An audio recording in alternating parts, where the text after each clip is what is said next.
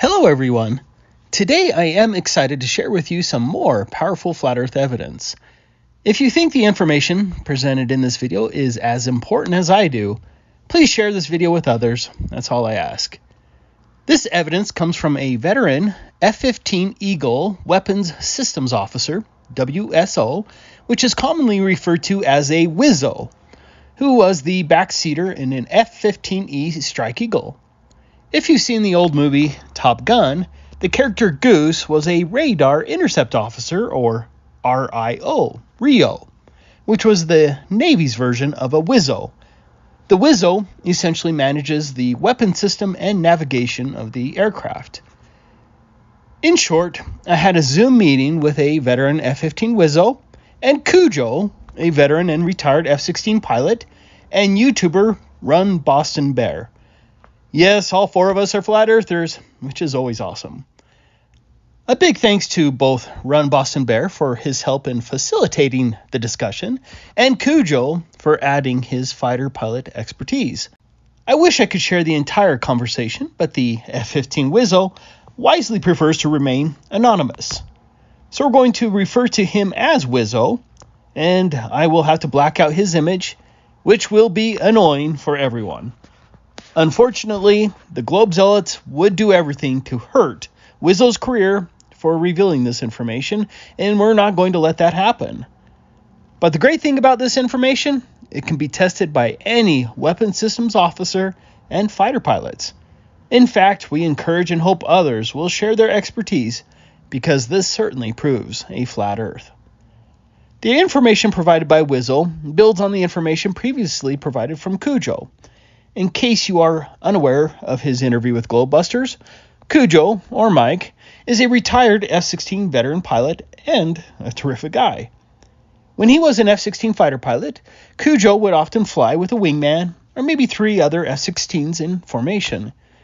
Each pilot, using his radar system, would then have the responsibility to sweep a key section or block of the sky based on the F-16's position. This was for maximum efficiency. For example, if there were 2 F-16s in formation, one would sweep a lower section of the sky, and the other F-16 would sweep a higher section of the sky. When there were 4 F-16s in formation, the aircraft would sweep an angled section of the sky, like 60 degrees up, 60 degrees down, 60 degrees to the left, or 60 degrees to the right. So, if there were 4 F-16s in formation, an aircraft on the right would maybe have the duty to sweep his radar looking for aircraft at 10,000 feet and above on the right side. That would be his block. Here is the problem for the Globe. These F-16s are sweeping their radar out to 80 nautical miles, or 92 statute miles, out while examining a certain section or block of the sky. If the Globe were real, at 92 miles, an enemy jet that is actually flying at 10,000 feet would instead appear to be at 4,357 feet from the position of Cujo's F-16. That's because the curvature drop for 92 miles is around 5,643 feet. 92 times 92 times 8 inches divided by 12 equals 5,643 feet. Regardless of what direction the opposing aircraft was located, the other jet would necessarily appear 5,643 feet, or 2/3 of a degree lower than its actual altitude if the Globe were real. I made this simple diagram to help you understand what we are talking about. Cujo's F-16 is at the top of the alleged Globe, and you can see the smaller aircraft to the right that we're going to assume is far away. At a distance of 92 miles, even though it's at the same altitude on the Globe, that jet would appear to be 5,643 feet, or 2/3 of a degree lower than Cujo's jet. Even at 40 nautical miles, which is 46 statute miles, an opposing aircraft would appear about 1,411 feet lower from Cujo's F-16. The distant enemy aircraft would have to always appear lower than its true altitude. No enemy aircraft ever climbed over the Globe, causing a change between the F-16 radar observation blocks. This was radar coming from the F-16, not the ground, and the radar was always direct line of sight. If the Globe were real, Every engagement would result in the opposing aircraft appearing to rapidly climb thousands of feet from the perspective of the pilot, even though the opposing aircraft is flying straight and level. Except for those times when an opponent was truly climbing, this never happened. Globe climbing does not exist, and this would have been extremely dangerous for all pilots in the engagement, especially when they're traveling up to a combined 1,800 miles per hour. That is 30 miles a minute between two aircraft. And so in just 3 minutes, the opposing jet would have appeared to have climbed 5,400 feet on a globe. That's insane. As confirmed by Cujo, the F-16's radar system was based on a flat and stationary Earth. Just think about it. How could you lock, track, and acquire multiple enemy aircraft when supposed Earth curvature adjustments and Earth spin would throw the whole matter into disarray? That would be a nightmare for any pilot. But let's get back to our F-15 Wizzo. The first thing Wizzo did was confirm Cujo's statements regarding the impossibility of the radar system on a fighter jet working for a globe, but in this case for the F-15 Eagle. These radar sweeps were direct line of sight. No opposing aircraft ever apparently climbed thousands of feet over a globe in a few minutes. It never happened. But Wizzo had a few more flat Earth proofs to add, but these relate to the Sniper Advanced Targeting Pod on the F-15E Strike Eagle. You can read more about the Sniper Pod here. The Sniper Targeting Pod was separate from the jet's radar and included a high-resolution infrared camera and HD TV that could target and track objects on the ground and in the air. According to Wikipedia, its image processing allows air crews to detect, identify, and engage tactical-sized targets outside the range of most enemy air defenses, giving it a crucial role in the destruction of enemy air defense missions.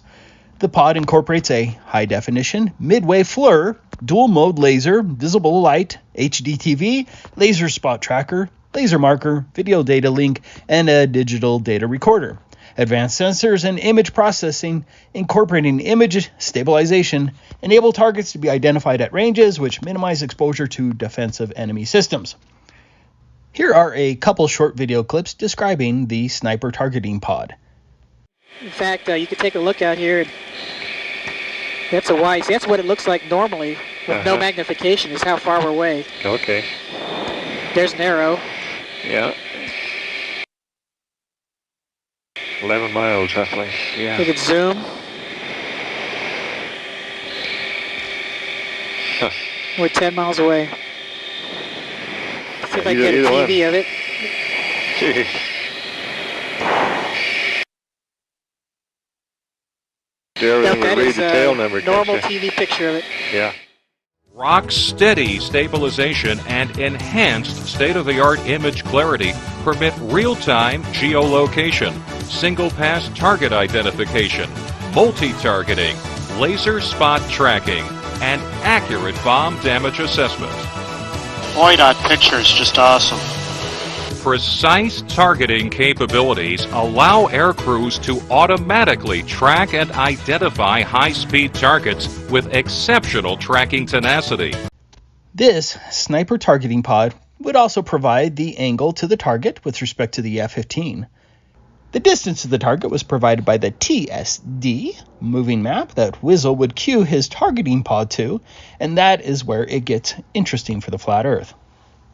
First, when Wizzo was stationed in Afghanistan, F-15s would have to spend long periods of time up in the air to be ready for action. One time, on a beautiful, clear, and cold day, and just for the fun of it, Wizzo found K2 on the TSD moving map and placed a mark point on top of it to cue the Sniper Targeting Pod. The jet calculated the distance from the F-15 to the mark point, and it was at a distance of 300 nautical miles, which is 345 statute miles. The top of K2 has an elevation of 28,251 feet. Wizzo was also flying at 28,000 feet. Here's a picture showing an example of the clear conditions that he also witnessed. If we lived on a globe, due to the 15,000-foot mountains 193 miles away from Wizzo's F-15, K2 should have been impossible to see from his altitude at 28,000 feet, as shown in these diagrams. I have to thank YouTuber B Flat for confirming this on AutoCAD, and I will have a link to his channel in the description. As confirmed by AutoCAD from Wizzle's F-15 observation point, the top of K2 should have been impossible to see at 11,489 feet below the line of sight from the top of that closer 15,000 foot mountain range. The AutoCAD diagram was made to exact scale. In addition to the fact that K2 should have been impossible to see under the globe, the targeting pod indicated that the top of K2 was at 0 degrees elevation with respect to the F-15. In other words, the targeting pod recognized that K2 was at an equal elevation as the F-15. In fact, K2 should have appeared 2.5 degrees downward if we lived on a globe. So, I went, and I found K2 on the moving map, and then I dropped a mark point on it. Then I cued the targeting pod to the mark point. The pod cues to it in both azimuth and elevation. The pod cued right to K2, and I can see within the half a degree wide field of view, which is like looking through a soda straw at 300 nautical miles. And you could tell that was K2 because you'd seen pictures of K2, and K2 was so much higher than everything else around it. And my pod showed a 0 degree elevation angle to the top of the mountain. A half a degree at 300 nautical miles has close to a 2.5 nautical mile field of view total. And basically looking at the whole peak, zoomed in at 300 nautical miles. But the key is that I am at 28,000 feet. The top of that mountain is at 28,000 feet, and the targeting pod was saying 0 elevation angle, meaning 0 look down and 0 up, just like I was looking at it at 10 nautical miles, but I am at 300 nautical miles, and it is level. It's perfect. Oh, I get where you're going now. Okay, so you're saying it's at 0 degrees. I thought you were saying 0 altitude, but yeah, so it's at your level. That's odd. That's right there is a freaking globe killer for sure. But Wizzle's flat Earth proofs didn't end there. The targeting pod was used to view other aircraft that were showing up on the radar system. Under the globe model, at a distance of 80 nautical miles, which is 92 statute miles again, assuming that both Wizzle's F-15 and the enemy aircraft were at the same true altitude, the enemy aircraft would necessarily have to appear at a lower angle due to the alleged globe curvature drop. Instead, the targeting pod would indicate the enemy aircraft was at the same or 0 degrees angle as the F-15, and the targeting pod would then track the enemy aircraft. Here's a short clip from our discussion. We didn't do 80-mile sets. It was just too far. But we did do in excess of 40 often. And, you know, when you get a lock way out there, and when you get a lock, a little TD box, target designator box, comes up in the HUD, so you can see through that box is the guy you're looking at. Yeah, the TD box over on the right hand side right there. So if he's 2,000 feet different at 40 miles, he's going to appear to be in your block potentially. So never happen. I mean, you're not out there going, that dude's in my block. No, you know that he's in either. We always did altitude blocks because for deconfliction prior to the merge, prior to getting visual with everybody, with all the players, you had to have deconfliction. So we called them red air blocks and blue air blocks because somebody's always the good guy and somebody's always the bad guy, and we're trying to kill each other, right? Ancestors in the F-15 and I used to do this all the time, right? Where and you set the blocks up 0s to 4s and 5s to 9s, and look at that, he had already written that before I said that, so you can tell there's another legit thing right there. Anyway, because that gives us 1,000 foot of altitude separation between all the jets. If we're in our block and they're in their block, then we're not going to hit each other if we never see each other, right? So once you get situational awareness, then you can go down in their block. Well, if I'm red air over here in the 0s to 4s, and these guys are in 5s to 9s, and they're 40 miles away, they're going to appear. They could potentially appear to be in my block when I look through the TV box at them. That doesn't happen. I mean, there's a knock it off call, and the fight resets if you're not in your blocks. That's sacrosanct. Blocks were there to keep us from killing each other for real, right? Yeah, you have a flight lead and a wingman. So number 1 and number 2, you have 2 different pieces of the sky where you look up and down and you slightly overlap, right? So, in this case, number 1 is looking up and number 2 is looking down, but you are overlapped right here at a certain range, and that is where you set your radar coverage. If I was the low looker, and I knew that there was a guy at 80 nautical miles and above my altitude coverage, for instance, if coverage goes to 1,000 feet above my altitude at 40 nautical miles, I know that my coverage will be 2,000 feet above my altitude at 80.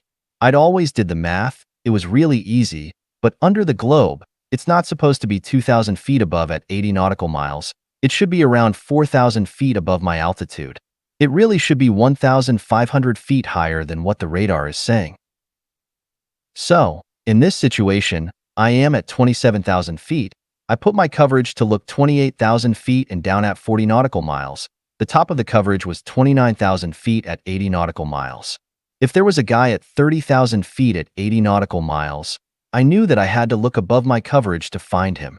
But guess what? On the globe, if I set my coverage at 28,000 feet and down at 40 nautical miles, the top of the coverage at 80 nautical miles should be nearly 31,000 feet, and my radar should have seen him, but it never did.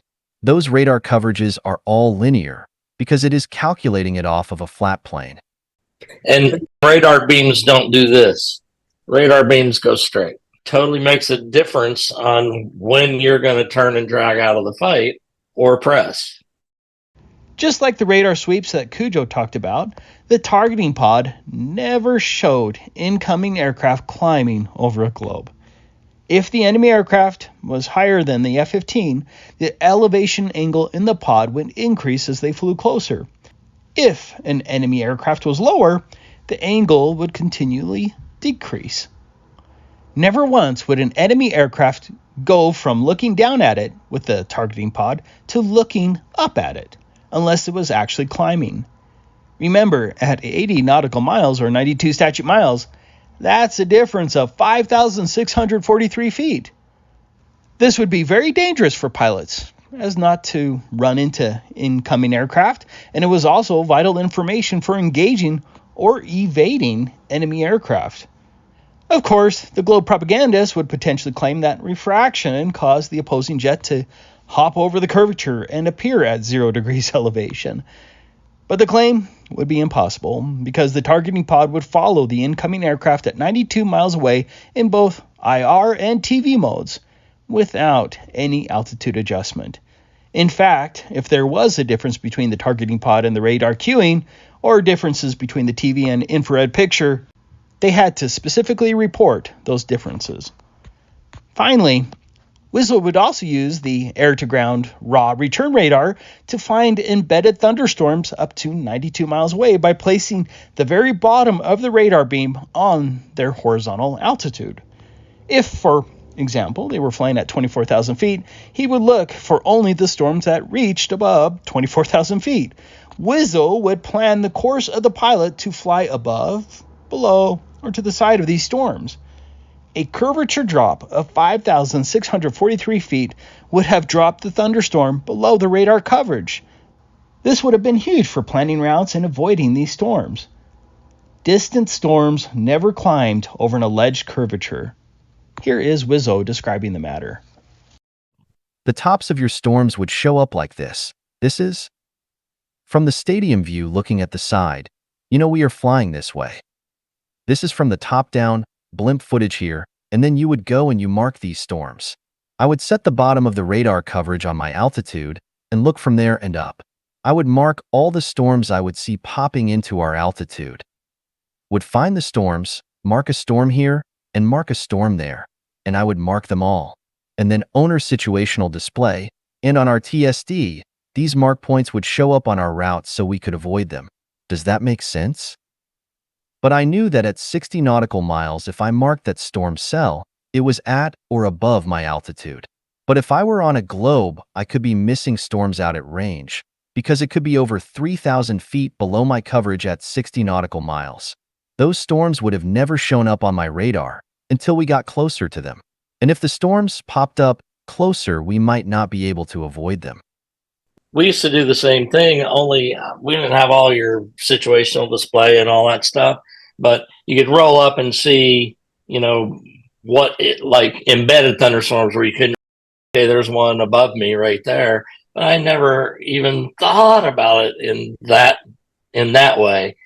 Just the same thing though, you put your cursors, if you're at 24,000 feet and you put your bottom altitude on the cursor about the radar coverage, you put that on 24,000 feet and run it all the way out the scope, it's going to stay on 24,000 feet. The radar ain't doing that. It ain't doing that. It's staying flat out there. So at 80 miles, I don't know what the number is, but there's a hell of a lot of space underneath 24,000 feet. In conclusion, think of the complexity of a computer system that would have to calculate for the alleged curvature of the Earth and the alleged spin of the Earth, while aircraft are intercepting at, say, 900 miles per hour. That's a combined speed of 1,800 miles per hour. Every angle, every direction, every maneuver, every bank, whether the jets are flying with the Earth's rotation or against it, everything would require immediate radar and camera adjustments. And that's just simply impossible. Furthermore, these computers would go down, and the pilots would have to know how to make these adjustments without the help of an alleged master supercomputer. In short, both the radar systems and the targeting pod can only work on a flat Earth. There is no other conclusion. I hope this video was understandable because these proofs end the globe to any reasonable thinking and objective person. We further challenge all Wizzos and fighter pilots to confirm the claims in this video because the arguments are true. If you are a genuine truth seeker and would like to share your experiences, please send me an email at tabooconspiracy@protonmail.com, and I will keep your information confidential. Thanks for watching. That's right there is a freaking globe killer for sure.